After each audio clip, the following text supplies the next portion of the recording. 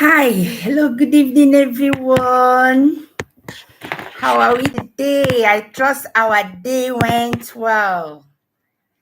Welcome, everyone, to this discussion that we are having tonight. I welcome everyone. Yeah, thank you for joining me. I don't know where you're joining from, but wherever you're joining from, I heartily welcome you to this discussion that we are about to discuss tonight.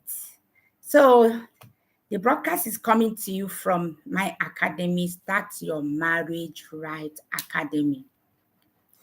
And I want to specifically thank my coaches, Coach Dima and Nedumuobi, and their team for giving me this wonderful opportunity of speaking to the audience on this very important topic that we are to handle this night. Very, very important. Okay, so from me, Mrs. I'm for God, and now a transformational reparenting and premarital coach. I will tell you to sit back, relax as you enjoy our discussion. This discussion is very, very important to me because had it been I knew this many years ago when I got married, some things would have taken place in my life. A lot of things would have been prevented, but maybe I passed through it so that I can stay here today to better equip the younger ones coming after me, after us, so that they will do better in their marriages. Okay, so tonight we are looking at the topic how to avoid most challenges newly wedded couples have. Okay, that's how to avoid most challenges that newly wedded couples will have first years in their marriage. Very, very important. I used to have this understanding before that you use some time to acclimatize. Yeah, it's true, but when you prepare on time, you will know what to do and to face those challenges squarely when it happens. So statistics have it that 20% of marriages end within the first 5 years of marriage. That's why this thing is very, very important, especially to me. And then 50% of divorces happen when the first that's within the first 7 years. That's serious. Then most issues that lead to divorce start in the first 1 to 3 years. Okay, but there is a good news.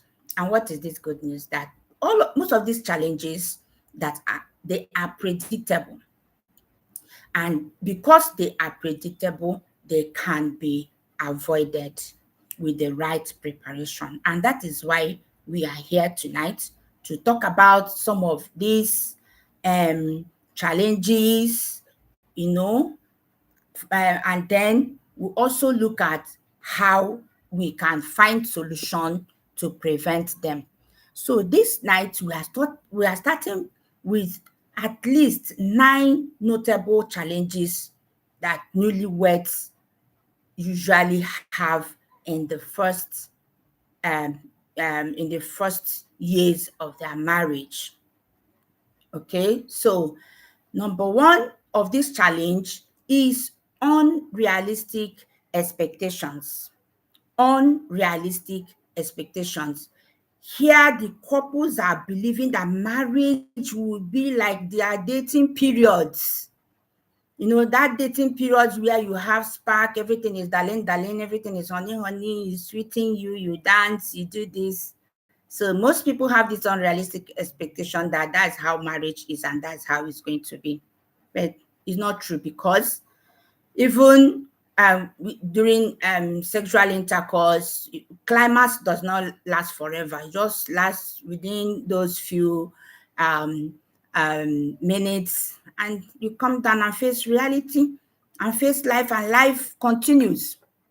Okay, so expecting your spouse to complete you or to meet all your needs, these are not realistic expectations. That's why we advocate that you first of all go through healing, self-flushing, to detox from all, if there are garbages that we are garbage into you as a child growing from your family, as a result of your nurturing and your environment. You need to detox so that you will be whole and flourishing in yourself before you now think of bringing someone else into your life. Okay, so, and if you do that, if you are flourishing with yourself, you will not allow someone to be fulfilling every of your needs. It's an error. Okay, so the next is thinking that love alone will solve all your problems. I was once like that. If you have heard my story, where I married to escape my love gap that I did not receive from my father. So when my husband came, the love was Shaka said, hey, my angel has come, and I grabbed him with two hands, not knowing that love is not enough. So love will not solve every of your problem in marriage, and that is the truth. So, and then believing you will never fight. Woo! What a myth. How can you be in this world and you think that every day will be lovey, all these romance we see on the telly and Miss and Boone when we were growing, and love stories, and no, there's a time that you people will disagree to agree. Okay, so moments of fights and all the rest of them. But what is important is having equipped yourself with this knowledge that such a thing will come up. You now get ready for it. So the next is we're looking at is financial conflicts. These are heavy things. At the same time, they look simple. So financial conflict is when money is the number one thing that brings about fight in marriages within couples. Spender versus saver conflicts.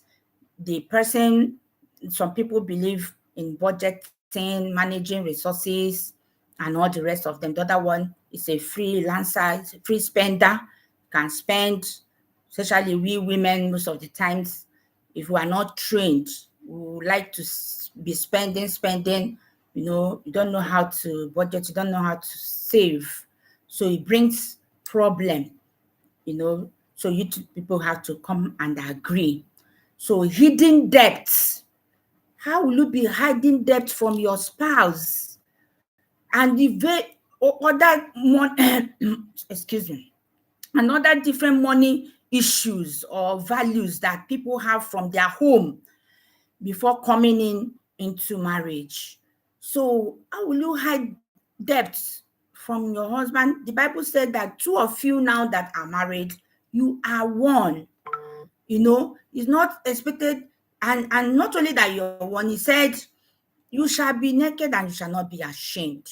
So it's expected that you come together, don't hide anything. In marriage, you are expected to be naked.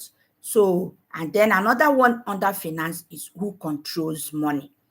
So is it the woman that is controlling money, that is working? Is it the man? Is a challenge that you need to handle within yourselves. Okay, so we look into the division of labor. Under this division of who does what in the home, you need to share the chores according to your cultural belief. And that is why from my academy, we advocate that you people come together and discuss about chores, labor in the home. Is it the woman that is according to your belief and culture that you establish in your home? So is it the woman that is doing all the things, or anybody that sees anything good, this is our home, do it? and then if one person that is assigned the role is not doing well, that the person cannot do for now, and then you come to help. So these are the things that you're looking into. Then different cleanliness standards. Some people have a very good cleanliness standard, while some people don't. So you're looking into this and emerge or align yourself together in these values. Okay, then we under this we also have unspoken expectations about who does what. If you don't handle these things very well, what happens is that resentment will start building in silently. The woman will start, any one of them, either the woman or the man, will start hating or the spouse. Gradually bitterness will start getting in and having its roots. If you don't deal with it, this is very, very serious. Okay, so we have sexual issues where there is mismatched frequency in desires.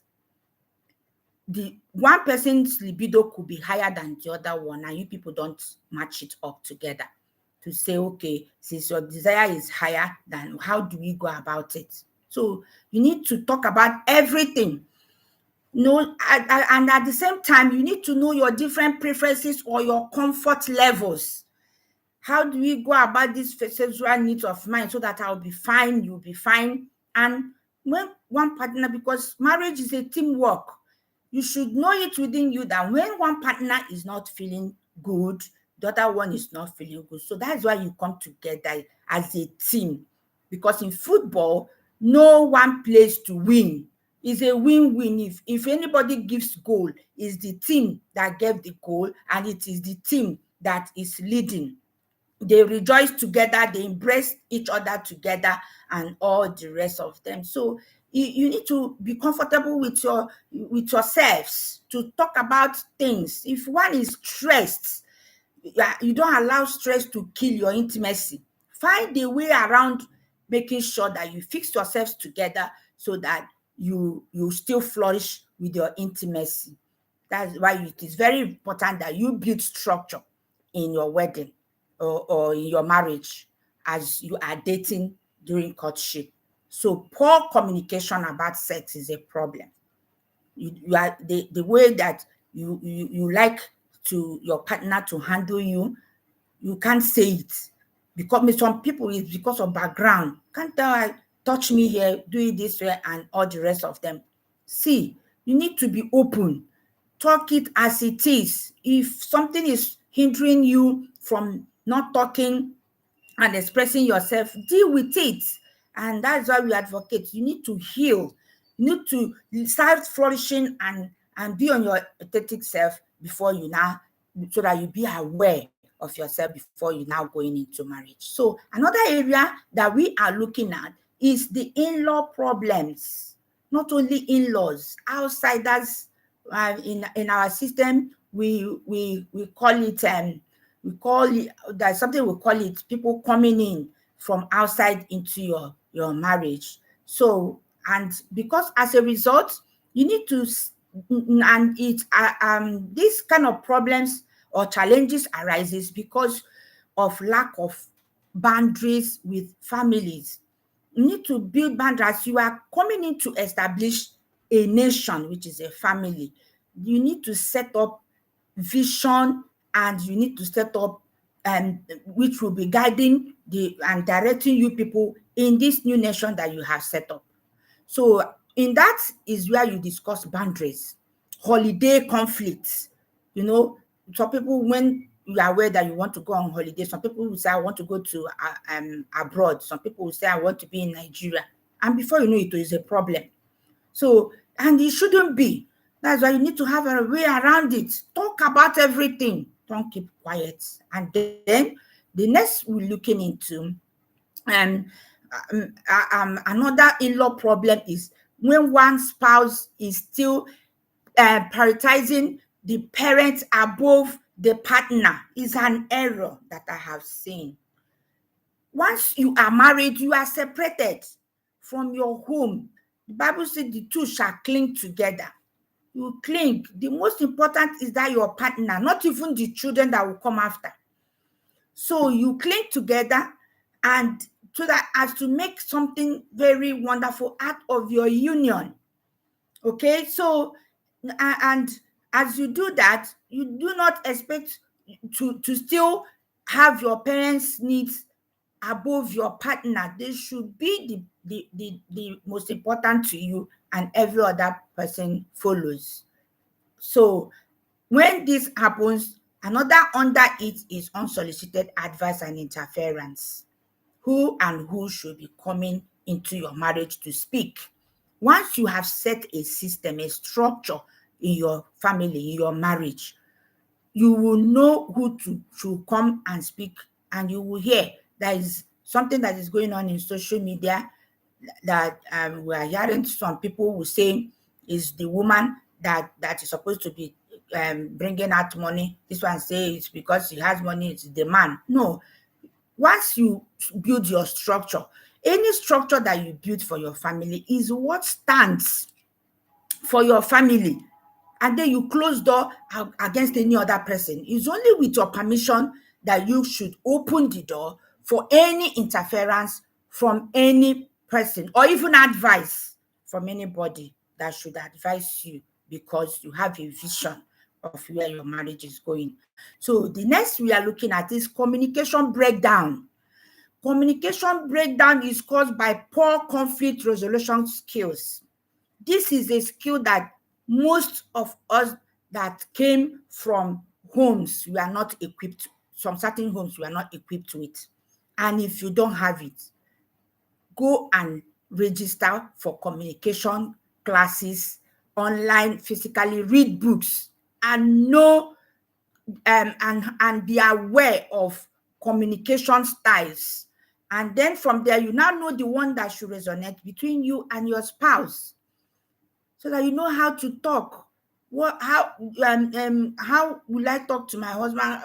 You agree on it. How best should I talk to you? When is the best time I should talk, so that you will listen, and all the rest of them? That is, communication is so vast. So the next is assuming that your partner knows it all. This is a very dominant problem, especially with women. I did it, where you would think your husband should be a mind reader. Something is wrong with you. What is wrong with you? Say nothing. And you'll be inside your mind thinking, he should know that he did something to me. He should know that this thing that he did to me is not good. I don't like it. How will he know? Is he God? Even Satan don't even know what is in your heart. Only God knows what is in another person's heart. So you should not assume that your partner knows it all, and you should now come speak. Tell him as they do you. You tell the person so you know. So bringing up past issues when you people are settling disputes is wrong. You have settled something is in the past. And when you are talking about something that is happening now, you start bringing it up again. It's wrong now. So you don't need to bring it up again. Once something is settled, it is settled. You don't need to start bringing it up again, because it will elevate challenges within your marriage. So we go over to the next, which is loss of identity. In this loss of identity, this is giving up all your hobbies and your friends because you married. It's an error. Okay, that you married and every other person. If peradventure your partner wants you to do that, is a red flag. Because bullies in marriage, that's one of the tactics that they use. Once they want to go, they say, I don't want this your friend, though. I don't want you to be going this place. I don't want you to be going, whether it's a man, whether it's a woman. Watch out for it. If they start wanting to cage you, they want to separate you from everybody around you, so that they will have time to deal with you. So don't give in to giving up your life. You should flourish in yourself. You are a human being created by God, embedded with potentials, talents. Before he married you, you have a mind of your own. You have brain. So he married you. So you shouldn't give up yourself because or lose yourself because you are married. Is an error. So it's part of the problems that people face, that when you handle it on time, you will prevent your marriage to break before it is matured. So another thing is maintaining too much independence. Some of us, I used to be like that when I married because of danger I was in, all the emotional baggages I had. I didn't even know what was wrong with me. I don't like messing up. I don't like meeting people. You just lock up yourself. No, but after I'm healed, I now go out. I'm now free. You are a free human being, for crying out loud. Go out, meet friends, meet people. God created us to flourish in communities. If not, it would have been once you are born, nobody else will be born. It will be only one person, so that you will have time to be on your own. So it's not good to be alone. And then we have finding balance, finding it hard to balance up in hard time. You need to be yourself. So another very important challenge premarital meet in marriage is unmet emotional needs. I have seen this in my counseling. There's a man, he cried and wept that the wife does not respect her, that respect him. Does not speak his love language. And the truth is that the woman doesn't know what the husband's love language is. And the man said he's doing everything to bring his wife to make her comfortable, but the woman doesn't know the husband's love language, which is words. Words. The man likes when you do small thing, at least you speak it. And that is why you can see so many women that their husband will go out and buy Lamborghini for them. Or what is the most expensive car? They will come back and carry the key and give to the woman. The woman just look at it, thank you, and just drop it on the shelf. And why is it like that? Because that's not what, perhaps her love language is quality time. The man will not have quality time with her. Every time he goes out, he keep buying gold, buying very expensive things, but the woman is not happy or comfortable with it because that's not what she needs. So if you speak your spouse or partner's love language, you meet the person's emotional need. That's very, very important. If you are not speaking it, no matter what you do, you are doing it for yourself. You are loving the person the way you want to love the person, and not the way the person wants you to love him or her. So it's important that you have to know your spouse's love language and speak it. As you are speaking it, you see love and the sparks of your marriage being maintained. Okay, so another is lack of emotional intimacy. Why would you allow your emotional intimacy? Have time for each other. Meeting constant needs for validation. Every time, if you are not healed, you will be wanting constant validation from your partner. Any little thing, if you don't praise you think that you are not being loved. No. So, but you need to try your best to meet up your partner's need. So the last one we're going to look at here tonight is external stress. And this external stress are the job stress where you are working. Some people work in the 9 to 5 jobs. They overstress themselves before they come back. They are worn out. They will sleep. Tomorrow morning, they will move again. There's no time for families and one-on-one with their spouse or partner. Okay, so it is a problem. So you need to come together and balance this. Money issues, or money pressures, very, very important when considering some of these challenges. It's important that you consider money pressure, family issues that comes up. How will you handle it? There are challenges, little things. That's what the Bible says in Ecclesiastes. It said, it's little fox that spoils the vine. You think it's a very huge thing. No, it's just those little careless things. They'll start multiplying, and before you know it, it has caused problems. So now, if you are stressed, mind how you handle or manage your stress. Don't let it out on your partner. Don't let it out on your partner. Manage it. Support each other through hard times. That's why you are partners. That's why you are team members. You need to manage your partner and support him or her when things are not working the way it should be, because by and by it shall be well. Okay, so before wedding, let's look at how to go about this so that you set a very good structure for yourself. We are now going to look at the prevention strategies that we should put up in place to avoid some of these challenges. So the strategy number one we are looking at here is to have the hard conversation. You need to have the hard conversation.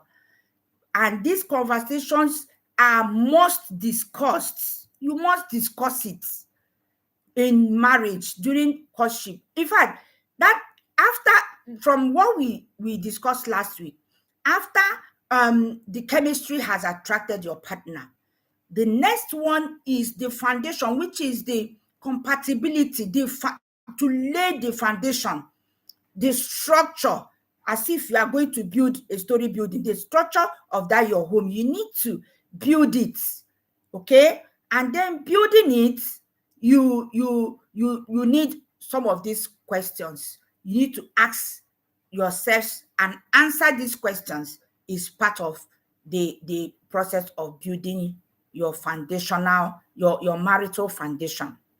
And the first question there is about children. Do you need children? The truth is that as the world is going now, not everybody needs children. In this marriage that you are going into, do you need children? In fact, if in the first place, even before you start coming to children, why are you getting married? You need to know why you are getting married. So many people, their reasons for getting married is they are different. The man will say, I want children. The woman will say, I want somebody that will make me happy. Very abstract reasons why they are getting married. And once your reason for getting married is not so tangible, and those reasons are not seen in the marriage, wahala don't burst. If the need for getting married is children, and you come in, you cannot have children, can't you see that your job, you are no longer needed? If it's someone that cooks, you can see you came in and you cannot cook, or you are sick, and you cannot be able to perform. Do you see that the marriage has already started having problem? So that you people need to first of all agree on the reason why you people are getting into this marital relationship. Okay, so then other things follows. Now start discussing about the children. Do you want children? Are we having children? Okay. If we're having children, how many children are we going to have? What is our parenting philosophy, and all the rest of them? Then under finances, you need to ask complete financial questions. Are we going to have joint accounts? Our budgeting, how are we going to be meeting up with our finances and all the rest of them? Then you talk about career, very important. Your means of getting money, which is very, very important. Ambition, if something happens and it's time for us to relocate, do we relocate? How are you going to handle unexpectables? Things that you did not imagine will come up. If they come up in your career, or you lose your job, and all, how are we going to handle it? So whose career should take priority? Is it the man's career or is it the woman's career? You need to ask and prepare for all this. Okay, so household chores, who does what? Don't keep quiet. When it now comes, it's now that you love that your husband should be helping you out in the home. I know a marriage that broke up as they were dating. The man will always go to the market to buy things in the house. So at a time he was as a time after marriage, and he's a lecturer, very big man. After marriage, the dating period is past, and all those sparks surely, like we said, have died down. Reality set in. The man said, "You are the woman. Go to the market." The woman is now used for the man going to the market. She says she cannot go. That the man should continue. Then the man cannot continue. And because they don't have any structure, it was war in that house until finally they divorced. So you need to find out who does who. Family boundaries. Who comes into our house? And if they come in, how are they supposed to behave? This is the hand you give to visitor, because anybody that comes into your nation is a visitor, apart from two of you and perhaps your children that will be coming. So those people, how are they supposed to behave? Give them boundaries. You need to discuss all these things. Okay? Then your intimacy plan. How often are we going to be dating, going out on our dating nights, and all those questions? Then faith, very, very important. You discuss about the role of your faith, your religion. Are we worshiping where? How is it going to be? So that you align your belief.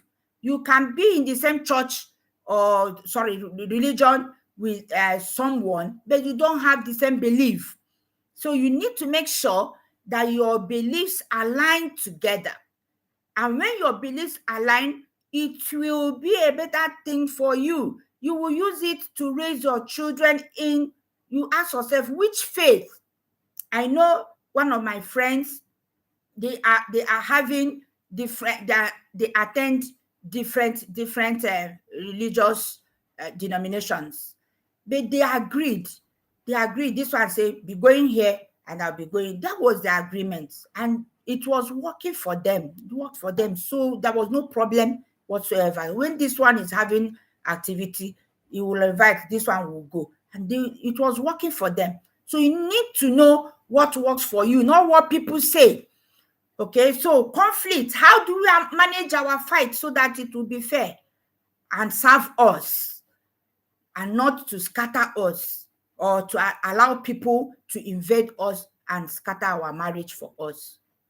This is what you need to agree on. So if you agree on these children, the next step that you must do before marriage is to get a pre-marital counseling. A premarital counseling is very, very, very, very important, because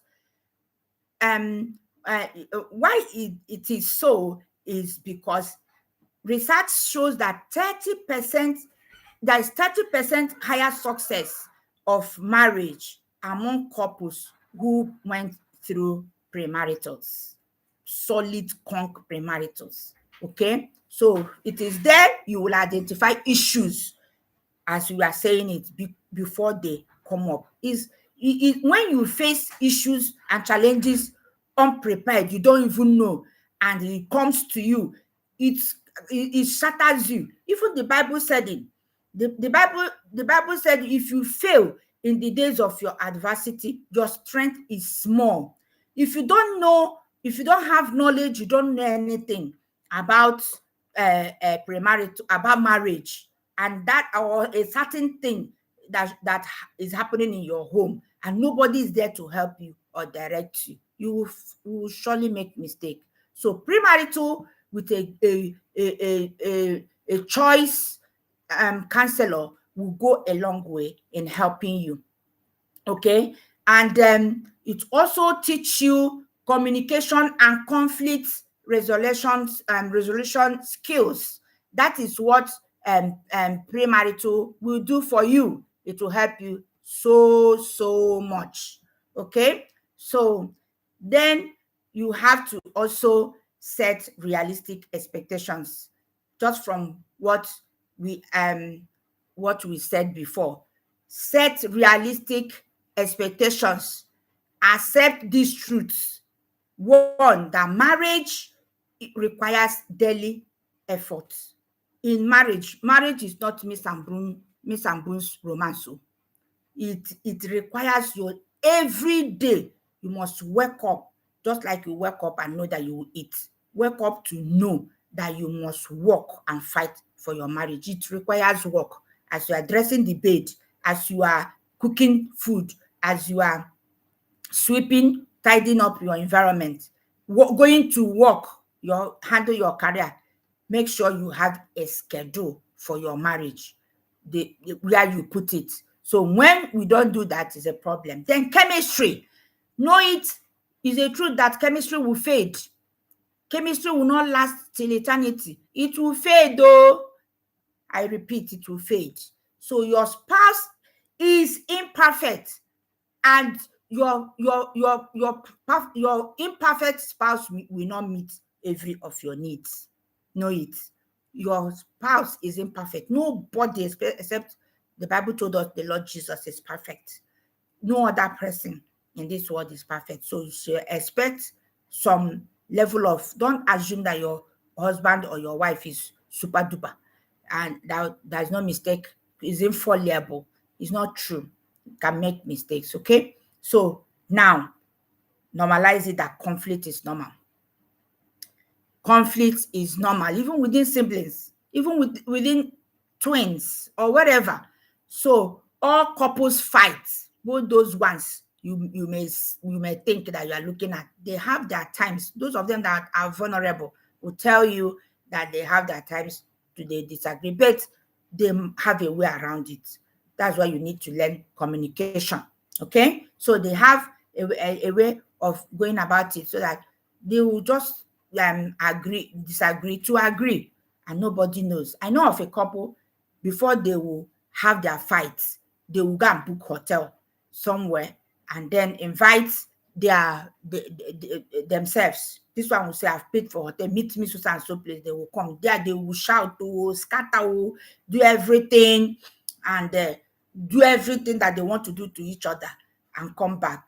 But before they come back, they have settled and agreed. And that is how, for how many years of their marriage, nobody heard them quarrel one day. It was when the woman opened up to say that this was what we do that people came to know. Their children said that they never had them. But some people, if you don't know how to go around it, and manage your life, you come and then be raising an unhealthy home where you have children that are wounded emotionally, and if care is not taken, they will go back out to repeat the same patterns. So the next one is that most marriages have mundane routine. So you must choose love even when feelings fade. Choose love. And that is why it is very, very important that you must have a vision stated, placed. You people will rehearse it within yourselves every time. That remember, you use it as a way of checking each other. Remember the vision of our home. And when this vision is in place, it directs you. Love will fade. If it fades, the vision is what will help you to navigate your way and win. Okay? So then let's look after the wedding itself. After the wedding itself, how do you build strong foundation after the wedding? So the key one, because it is one of the number one things that scatters marriage, is to master your finances together. Very, very important. Total transparency. You shouldn't hide anything.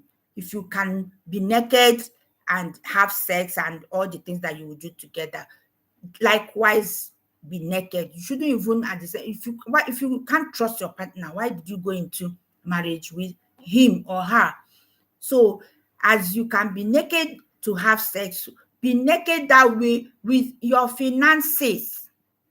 A lot of people will say otherwise, but as a Christian counselor, I follow what is in the Bible, the as my manual. So the Bible, as my manual said, you shall be naked and not ashamed. So it calls for naked, I would say nakedability, if there's anything like that. Okay, so you need to share complete financial picture, the income, the debt, the credit, the scores. So choose account structure. Are you people going to do full joint accounts? Are you going to do partial joint accounts, separate accounts? But in these separate accounts, you have to spill bills. This person will take care of cooking, this person will take care of house rent, and all the rest of it. It's your choice. Whichever one that you have agreed will achieve the vision of your home. That's the one you place in front of you, and that's what you are working with. Okay, so then also create budgets together. You need to create essential expenses. You come home, the first thing you do, how much do we need to sustain ourselves in a month? Keep accurate account of your expenses and your income, and all the rest of them. How does money come in? How do we meet our needs? How do we establish rules? And this is how to do. I'm not a financial, and we're not into finance. Okay, tonight we are just here to look at the challenges that could avoid, that newlyweds can avoid, so that they can have a beautiful, sweet marriage, even from the onset. And these are some of the things. So after marriage, another thing you have to do is to divide labor fairly. Who does what? List every household task that you people do every day, weekly, and divide it. Then what should help you is who hates what and less. I can remember in my home, right from the onset, even though I didn't even know anything what I was doing. I call my husband, I don't like washing plates. I call my husband, I said, please, I don't like every other thing in the home. I do it, but I don't like washing plates and washing clothes. So from that time, even till tomorrow, except when children started coming, my husband is always the one washing plates.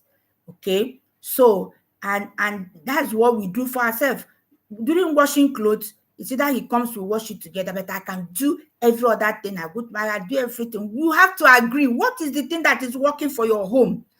But when children came, children started helping out. And now that all of them have gone out, we have reverted. My husband wash plates. Except now that I'm developing myself in some, intentionally in some areas, I can now go in and wash and all the rest of them to keep my environment clean instead of waiting for him. So you need to know what works for you. The system that works for you in your home. Write them down. No assumption. Talk about it. Be open. Be vulnerable. Any marriage that you cannot be vulnerable with your partner is not worth it. Is planning to go into prison. I call it prison. It's a life of bondage where you hate with it, before you know it, you'll be frustrated that then you want to leave. So your marriage should encourage vulnerability. Okay, so it's golden in relationship. So appreciate each other. If anybody contributes to what you are doing, appreciate it. If your wife does something for you, appreciate it. Don't, because whatever is his right. And most women do it. If your husband now comes in to help in the kitchen, you now abuse it. If the woman does, the man will abuse it. No. Remember that you people are teammates. You are in this for the good of the nation, that you are building. If anybody does, even no matter how little it is, appreciate the person. Even I wanted to say something, but let me not say it. Okay, so it's very, very important that you appreciate your partner. So if you can afford it, outsource other things, people that can help in your home. But if you cannot, make sure you plan yourself the way you will enjoy each other. So the next we are going to look at is prioritizing your intimacy. Very, very important. Your sexual intimacy, communicate about it frequently, your needs and your preferences. What do you need from your partner? Communicate it. Schedule, if it's possible, whatever that you will do to make your sexual life to be on fire, even after 20 years, 30 years. Don't stop. Don't stop, okay? Romantic, emotional intimacy. Weekly, no, go on a date night. Not negotiable. I didn't know all these things, you know. And now that knowledge is coming, I'm doing my best to so that we can meet up and spark up the sweetness and the bliss in our marriage. You that is newlywed or is about to go into, you can start. No time is late. And even if you are watching and you are like me, you can start afresh. You can start putting things in order so that your marriage can flourish. Okay, so daily 15 minutes connection, you talk, you gist, you maintain eye to eye contact, you try new things together, you tell stories together. Remember, when love is shocking you, you can stay even till 3 a.m., 4 a.m. in the midnight talking. We call it sweet nonsense. That need to maintain it. Whatever it will take you to maintain it, maintain it. Keep flirting and complimenting each other. This is your home. You don't need to let it die. Be conscious about it. If you are cooking with firewood, if the fire is extinguishing, you go and rekindle it. That's all the things that you need to rekindle the fire, the flame, the blissfulness of your marriage. That is what we are discussing this night. So learn to communicate. Very, very important. Instead of saying the or use the I state, you always use the I statements and not you. That one is antagonizing. You point. So when you want to express yourself, say I feel. Say what you feel, and not you always and you put that person on the defensive. Whenever you are using you on a person, everything is showing that you are out for a war, and the person will receive you and give it to you woto. So now you need to communicate very well. No contempt, no eye rolling, no name calling. If you want to talk like a human being, talk sensibly. Respond, do not react. Respond, do not react. So if some time up is hitting, take yourself out, 20 minutes, relax, come, listen to understand and not to answer. You have not even heard what the person is saying. You have grabbed, your mouth is doing, you are talking what the person did not say. Okay? And then focus, when you are talking, focus on the problem at hand and not the past.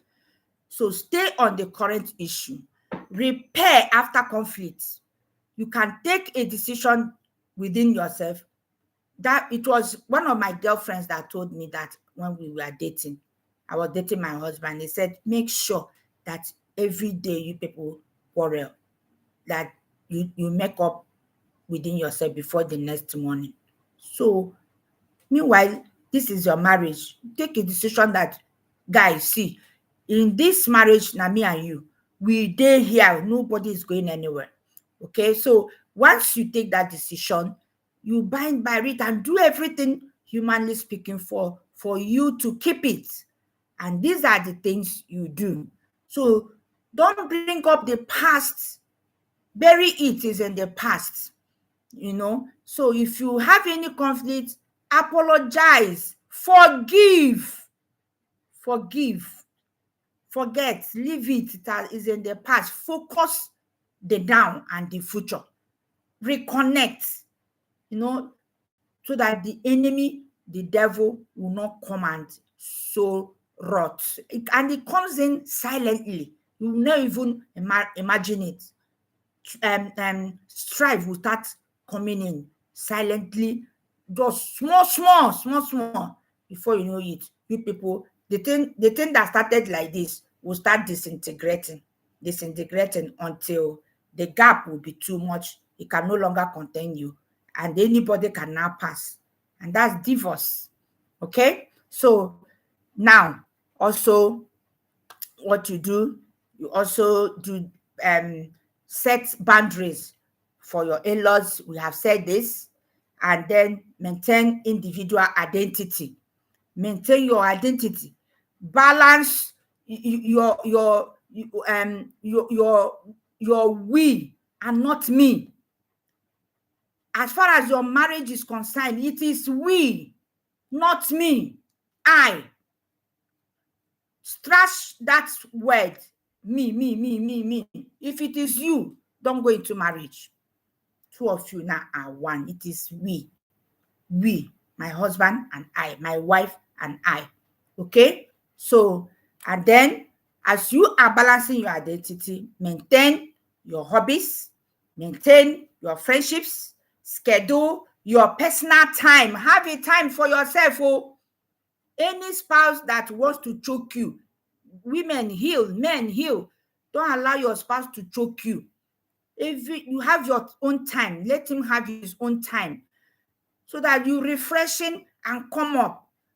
Okay? So schedule and have your own time.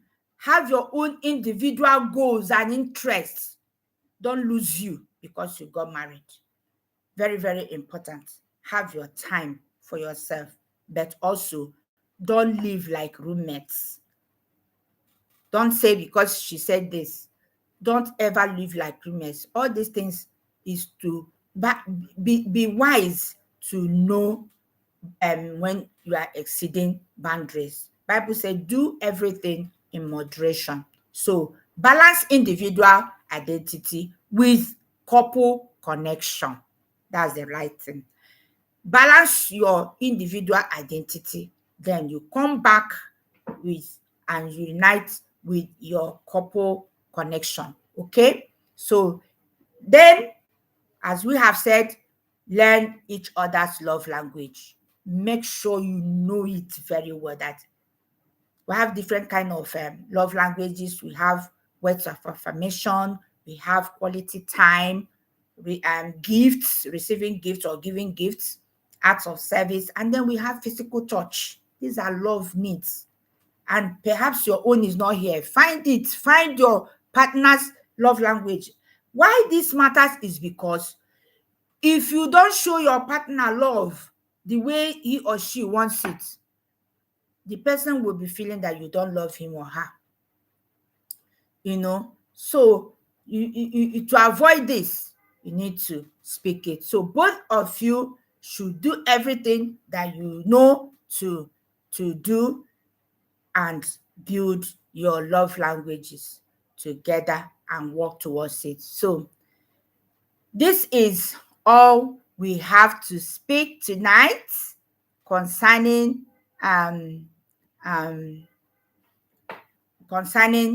this very topic. If you have any question, please put it in the chat box. And I must conclude with this to say, make sure you seek for help. If that peradventure there is anything that is going on in your wedding or in your marriage, please seek help and seek for it immediately. Don't wait till everything gets bad.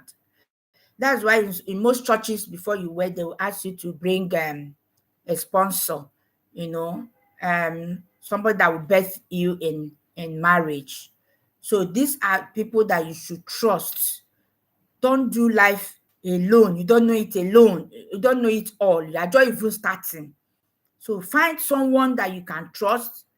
You can engage the services of a counselor like my academy, and anyone that you know, two of you will agree that if things are getting out of hands, we will run to this person. Some may be your pastor, it may be your friend, whoever, but please seek help immediately. So when you notice any red flag, any form of abuse, physical, emotional, financial, sexual, any form of abuse, addiction issues, infidelity, constant contempt and disregard and disrespect, complete communication breakdown, misbehaviors, one person completely checking out and checking off and on. Seek for help. Okay, so don't wait until the crisis elevates, choking you, and everything's are now beyond repair before you now start seeking help. So get help early. The earlier, I summarize and saying that the earlier you seek for counseling, for help, the easier to fix the problems that you have in your marriage. So this is all I have for you tonight. And once more and once again, I say a very big thank you to my coaches, Coach Dimma and Nedum Mobi, for this and their team for this wonderful opportunity that they have given to me to have this discussion tonight on this topic, very sensitive topic with you. I say thank you so much. And this is me, Mrs. I'm for God and Nona, a reparenting and premarital coach, saying, keep fit in your marriage. I wish you all the best and have a blissful one. Good night. Bye.